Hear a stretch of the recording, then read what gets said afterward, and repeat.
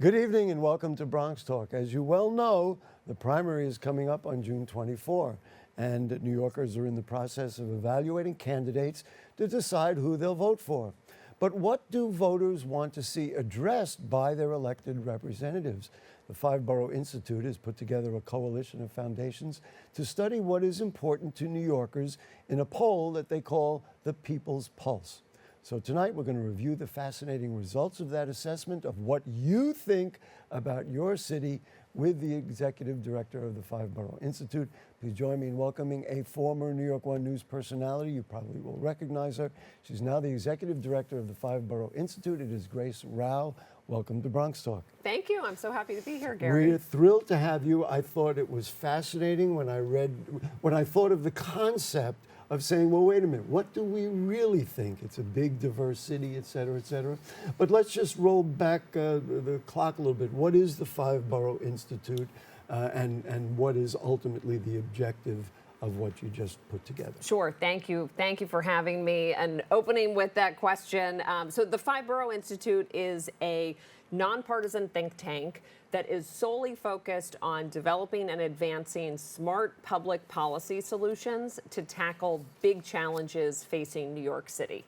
So we have focused on everything from effective government, taking a close look at public sector staffing in our government and the delivery of services. We've issued reports on housing and affordable housing, and we've done a lot of work recently around childcare, improving access and affordability while we work toward what we believe is needed for New York, a universal childcare system.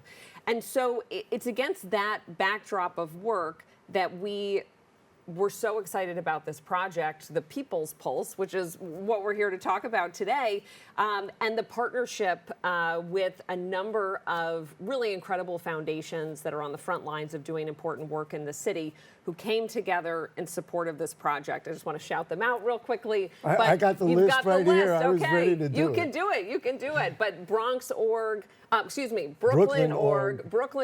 the New York Community Trust, the Staten Island Foundation, and Altman Foundation. And so we, as you said at the top, set out to really focus on what do New Yorkers care about? What are the issues that are top of mind to them? What are they concerned about when they think about the city's future?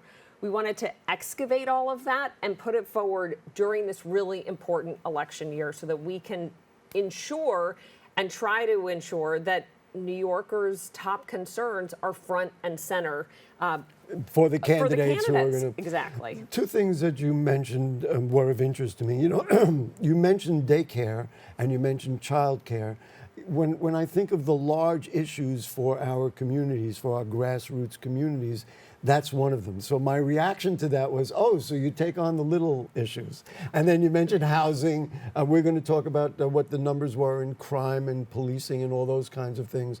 But so that's the first thing, is to really look at the large stuff. It's right, and find out what they really think. Yes, totally. And I would just say on childcare, childcare really is an issue that affects all of New York and affects our economy. So this is not, we historically have often thought of childcare as an issue that sort of only parents of young children are dealing with, and once their kids are in school, no problem at all. But we know that the city is losing billions of dollars every year because of gaps in our childcare system. The city itself estimated that in 2022 alone, we lost $23 billion in economic activity from parents who were leaving the workforce or were downshifting their careers to care for children. That's extraordinary. So it is having an impact across the board on the economic health of our city, on our ability to entice families to come here, to keep people staying in the city. We see a lot of families with young children leaving. That's going to come up in our numbers as well.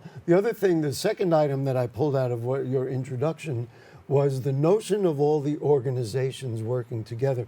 This is we talk about the Bronx alone, it's a vast, complex borough. Everybody's got a new organization.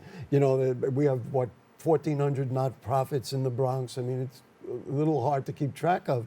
But if you bring out people from all different boroughs, you can actually get a sense of maybe who we are. I like I like the coalition is what I guess I'm saying in a long way. What's the difference between the People's Pulse and other polling services? So let's say, I took a little list. The Marist poll, the Siena poll, news media does pollings, all the networks. New York One participates in polls, the Harris poll. So what is the difference between what New Yorkers might see from those and what the People's Pulse is about? So one of the big differences is that all those polls that you mentioned, and for good reason, focus a lot on who's up and who's down in a political race. So in a campaign season like the one that we're in right now, where we're headed toward citywide elections. I just have to interject. They treat it like a football game and like you're going on to DraftKings or something like that. It drives me nuts because we have a lot more at stake than whether it's a 4-point lead for the Jets, which it never is. And so it was against that backdrop that we really saw an opportunity, because we know that this is a season where there are a ton of polls that are being produced across the board, but that they are limited in their ability to tell a full picture, to deliver a full picture of where New Yorkers are at when it comes to the issues that are top of mind for them, what's keeping them up at night, what are they concerned about, what do they want to see discussed in a political campaign and by candidates. And so we said, with these foundation partners, we can come to the table and do that kind of deep dive. We didn't go out and ask about mayoral candidates when we surveyed New Yorkers. We kept the focus on major issues and major challenges in front of New York right now. We want to give credit to Slingshot Strategies. Yes. They're the people who put it together. This was a multimodal survey of 3,000 adults. And that went, and they did it in 3 languages, English, Spanish, and Mandarin, from January 21st to January 30th. They did all kinds of sampling, much more scientific than we normally give credit to. The one thing I want to say before we put some of them on the screen, when you talk about what people really think about when their head hits a pillow, I've been obviously here for a long time. I feel like sometimes, despite everything, it's still an undiscovered borough, that they still don't know who we are, they still don't know what we think about. And it sounds like this is an attempt to define that for not only the borough of the Bronx, but for all the neighborhoods in Brooklyn, Queens, Staten Island. So. Right, and we know, every borough is also a collection of neighborhoods, so what people think in one neighborhood in the Bronx may not match up against what people think in another, and you multiply that across the entire city at large. So polling is an incredibly powerful tool to get a snapshot like that, but it is also there are limits. And so one of the great advantages that we found in partnering with these foundations as we developed our polling questions is that many of them do a ton of work in the communities that they represent, talking with community leaders, local organizations. And so they have a great sense already of what's happening in the areas that they represent. And they could bring that knowledge to the table as we collectively develop these questions for the survey. Are we ready to take the People's Pulse? Let's do it. What do we got? The first thing is affordability is a top concern. 61% of respondents said it's difficult to meet basic needs. I was a little surprised this number wasn't larger, but Rebecca, just keep that up there for a little while. Housing costs are the biggest financial burden. I thought that it would be a larger number. Cost of housing is worse in recent years. That's obviously large. And this was a big thing. Almost half the people said they'd considered leaving New York City. What are your thoughts? That the last point on there about considering leaving New York City is really kind of like a punch in the gut for those of us who care deeply about New York and wanted to have a really strong, bright future, because I think it really indicates just how precarious people feel about their ability to stay here. And the follow-up question to the one that we asked about, have you thought about leaving the city, was if you said yes, then we said, well, why? And overwhelmingly, affordability was the number one reason. Cost of housing. They realized there are other places they could live cheaper, et cetera, et cetera. The other thing, which we didn't put up on the screen, 28% of New Yorkers reported that they or someone they know has had a family member move in to save money. That's almost a third of the people. So when you take the subway, go to the grocery store, look at 1/3 of those people have that combined situation. That demonstrates a very serious housing problem. Yes, yes. And people are doing what they have to do to keep a roof over their heads. And we know that we have a serious problem with homelessness in this city. So somebody who is moving in with a relative is really theoretically one step away from becoming homeless themselves. But because they have a network with family members in New York, they're able to have a secure place. And that it becomes a very large social issue as well. There's no question about it. All right, let's go to this. This to me, just the fact that this was really number 2, the mental health crisis. People said that the mental health crisis is worsening. 84% of respondents recognized a serious mental health crisis in New York City. That is extraordinary for 2 reasons. One is the number is so large, but also because people perceive it and have empathy for it and say, wow, I see this person on the subway is not well.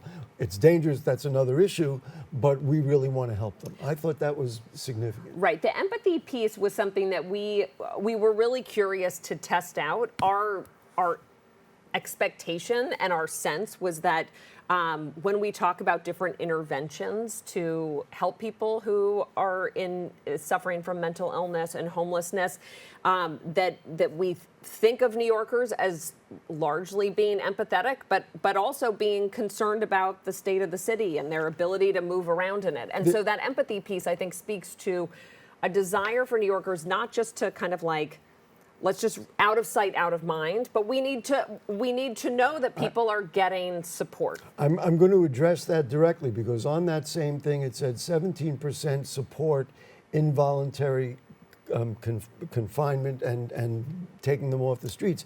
That seems to be the plan for the city, and only 17% said that's what we want to do. And so if you look at Mr. Mayor or whomever, what are you doing to solve it? We're taking them off the streets. New Yorkers, well, that's nice, but that's not what we're about. So I thought that was revealing about who we are. Yes, it's definitely revealing. We asked the question, we basically said, okay, what are we gave people a choice of potential interventions and asked them to rank their preferred approach. And so the most preferred approach was expanded mental health services and housing services, right? So New Yorkers are saying that almost 30%. the I got the top numbers priority right here. needs to be actually creating some longer term solutions to this problem and to support people in need. As opposed to just taking them off the streets. And of course, the reports have been they take them off the streets, but they don't really treat them, and then they put them back on the streets. The other thing I thought was fascinating and really a directive to elected officials, whether future elected officials or current, 73% said they support city-funded programs that would cost our tax dollars that combine mental health support with public safety initiatives to, of course, reduce crime and violence. So it's not like they say, find an organization to do it. They're saying New York City should do it. I thought that was a fascinating thing. Let's go to public safety concerns. Public safety concerns persist. Not a surprise, I suppose. 50% feel less safe than they did 5 years ago. 68%, that's 2/3, avoid the subway due to safety concerns. That's a lot of people. Yes. I was talking about this with someone on our staff, and she said, my boyfriend, I don't live near him, and he puts me on an Uber to go home because he just doesn't want me to travel the trains. And at night, I mean, that was in the context of, are you changing your behavior, how you use the subway, depending on the time of day? So we know that's a great example of people saying, I might be fine taking it to work in the morning, but I'm not comfortable coming home at night by myself. And of course, with the larger issue, and last week we did a show on congestion pricing. If we're putting more people in the trains, and we have 68% saying I'm really hesitant to take the trains, that's a problem. The other thing, which I thought was interesting, and I don't know how to measure it, maybe you can help. 39% said they or someone they know have seen or experienced a crime on the subway. I don't know, is that 39% a lot, Or is that 39% kind of logical given that there is crime? And the numbers are showing crime has gone down Right. So over yes. the last year. Right. Crime has been going down, and I think actually the point that you made about subway ridership increasing in response to congestion pricing, that is a good thing. I think the subways feel safer, more New Yorkers feel secure when they're on a train that is full and busy versus a largely empty train late at night that they might be taking home. So I think greater usage of the transit system is a good thing overall for sort of the safety and security and functionality of the city.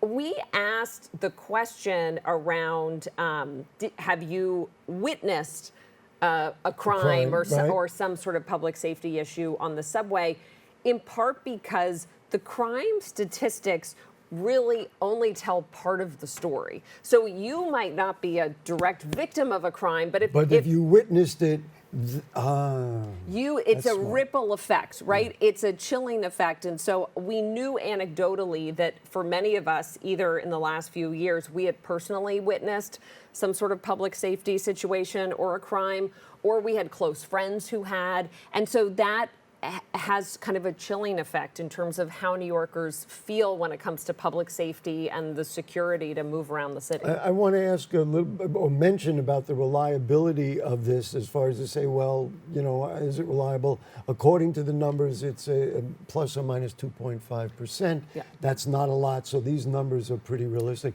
I want to just get away from the People's Pulse for a second and talk to a New Yorker to New Yorker.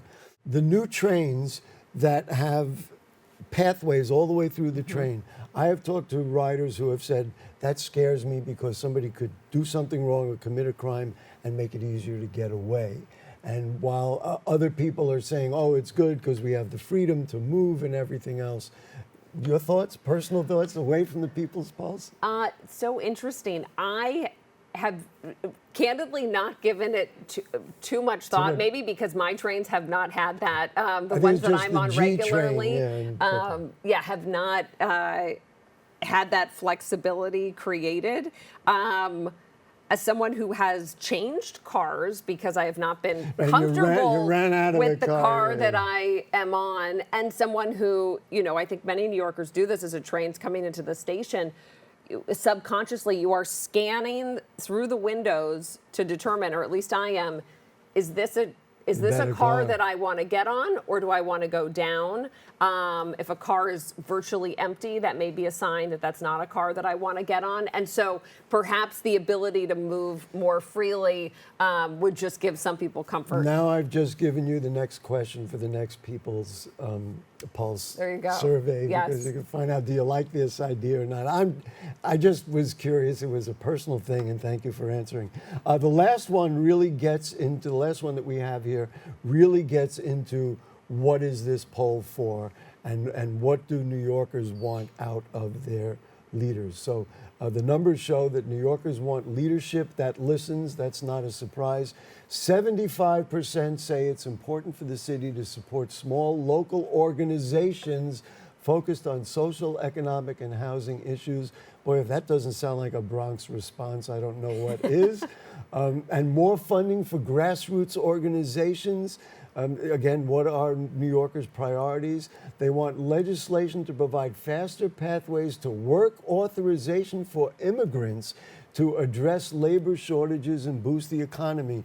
Hardly what we're hearing from the federal government at this point. You want to comment on that? So that is just a fascinating number. Half the people. Yes. And I think that number coming out against the backdrop of threatened mass deportations, demonization of migrants who have come to New York and other cities around the country seeking safety and a better life.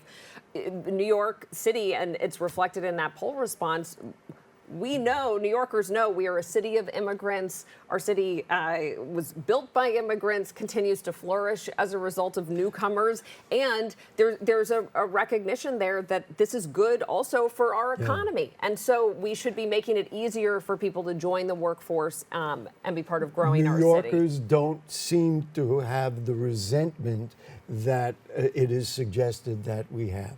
I mean, that's what I get out of that New Yorkers are ready to say, okay, they're here, let's do the right thing, let's get them work authorizations, maybe even turning into citizenship, and use it for the better part of the culture of New York City. Right, and so that figure, I think, is even more important. That statistic and our finding from the poll is even more important in the context of the threats that these immigrant communities are facing right now. It was a real statement of New Yorkers that I really appreciated.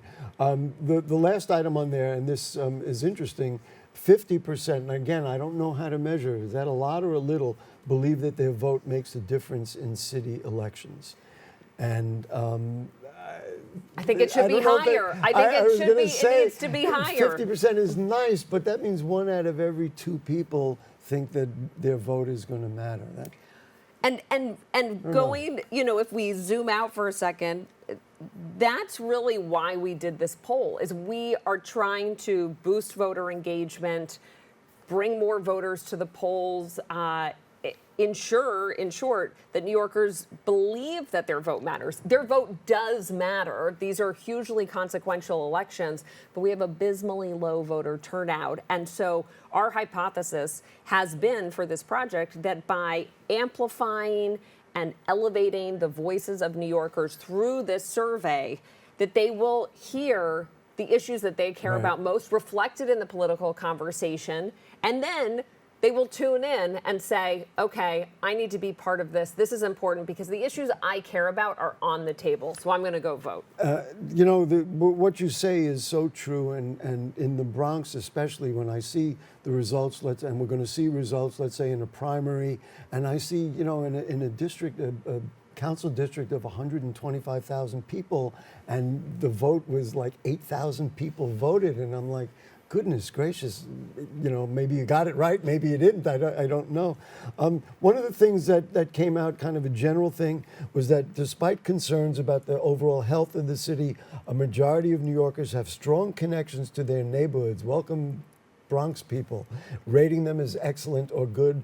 We are a city of neighborhoods, aren't we? Yes, and I think it speaks to the love, that people have for this city. They want it to work. They are rooting for New York's success, but have been deeply frustrated, and I think the survey bears that out, on a macro level. But I'm glad that you highlighted that neighborhood number, because to all of us, we felt like, oh, there's still good news in here. Yeah, it's not all doom and gloom. A lot of people tell me, let's say, well, I'm coming to visit New York, et cetera, and we know they're going to go to Times Square, all the wonderful things that we have in the city, and even to the Bronx. They're going to the Bronx Zoo, they may go to Yankee Stadium, et cetera.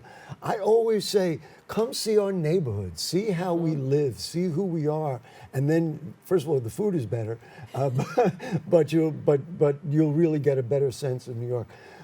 So let's just begin to conclude this. So what's next? Do you present these findings then to the mayor's office, to candidates, elected officials, community boards? What happens? What's next? So we are having conversations like the one you and I are having right now all across the city. So talking with reporters and the press who can help amplify the findings of this. We have been sharing it with candidates for office, with community organizations that may be holding candidate forums, because we really want them to be able to use this as a public resource so that when they're asking a candidate about affordability concerns or the high cost of housing, they can follow up and say, did you know that close to 30% of New Yorkers have either moved in with a relative or know someone who has to keep a roof over their head? Or don't like taking mentally ill people off the street and without knowing that they're going to get the right kind of services. One of the things I must tell you, and certainly in the borough of the Bronx, that was my reaction, that health care wasn't put up there. Now, health is our largest industry, but Bronxites say all the time, access to health care and all that. I wonder, I just wondered about that. I was like, wow, I get all the other stuff, mental illness is health care, but the notion of access to health care wasn't right up top. That was interesting.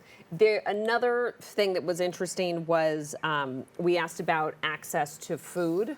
sort of the idea we've talked across the city, but about the idea of food deserts in our city, places where neighborhoods don't have access to fresh food. Welcome to the Bronx. Right? Now, again, these are citywide statistics, but New Yorkers surveyed primarily said that their top concern right now was around the price of food rather than accessing food. So again, the affordability piece is the trump part card of that. right now, All right. no pun intended. But that is that is sort of looming over all of this right now. Yeah. Five Borough Institute, what's next? In other words, you've done this, it's out there, you're going to move the information as best you can. Another poll coming up, some other activities. Do tell. Okay, well, I don't have anything to formally announce yet, but we are hoping to host a mayoral forum of our own. I stuck you there. We are hoping to host a mayoral forum of our own where we can use some of the data that we unearthed through this survey to talk with the candidates about their That's plans for the future of New York. Let me just interject about that. So you can actually say, I don't have the number in front of me at this moment, but this number, I think it was 17% of the people are not ready for you to take mentally ill people and take them away. We want to provide We want to services. see New What York- would you do about that? Right. And what I are like the that. upstream services, right, that can be put in place quickly? I mean, this is an urgent issue and built out over time, but to ensure that we don't just have a revolving door that doesn't serve anyone. So those are some of our plans. And then Wow. on childcare, we are continuing to do a lot of engagement, especially with the business community in New York, to bring more leaders to the table to be champions for deeper public investments in childcare. We think it's just a hugely important issue for our economy, for the future of New York. All the things that you've talked about are front and center for the people of the Bronx. Grace Rauh, Five Borough Institute, thank you so much for joining Thank us. you. Thank you for this wonderful survey that's got me thinking, and hopefully our friends and neighbors in the Bronx as well. So we appreciate your time. We want to thank our producer, Rebecca Hemick. The director is Will Guzman. Urellis Encarnacion is on graphics. Ian Neville is on audio. The editor is Yenelsida Diaz. We have a cast of thousands who work with us here in the studio to make it happen. And of course, to you too, you know how we feel. It's the people of the Bronx that really make it happen. So if the curtain don't fall and the creek don't rise, yes, we'll be here next week. Goodbye.